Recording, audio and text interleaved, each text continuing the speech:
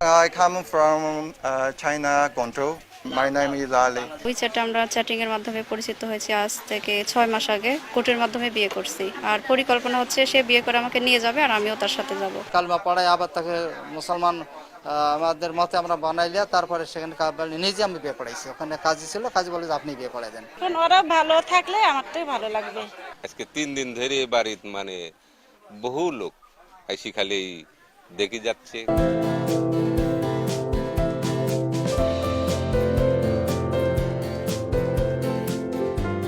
বাংলাদেশি তরুণ তরুণীদের প্রেমের টানে ছুটে আসছেন ভিনদেশিরাও। এবার এক বাংলাদেশি তরুণীর প্রেমের টানে সুদূর চীন থেকে ছুটে আসলেন এক যুবক। বিয়ের মাধ্যমে অবশেষে পূর্ণতা পেল প্রেমের সম্পর্ক।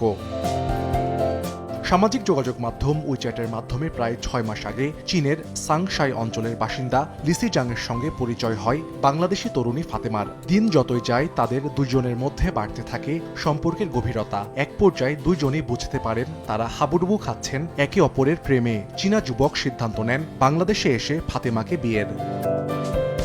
গত বৃহস্পতিবার বিকেলে প্রেমিকার বাড়িতে হাজির চীনা যুবক লিসি জাং। ইসলাম ধর্ম গ্রহণ করে নিজের নাম পরিবর্তন করে রাখেন আলী। সেদিন সন্ধ্যায় পারিবারিকভাবে বিয়ে হয় ফাতেমা আলীর। দেনমোহর ধার্য করা হয় 7 লাখ টাকা। রোববার আদালতে করা হয় বিয়ে রেজিস্ট্রি।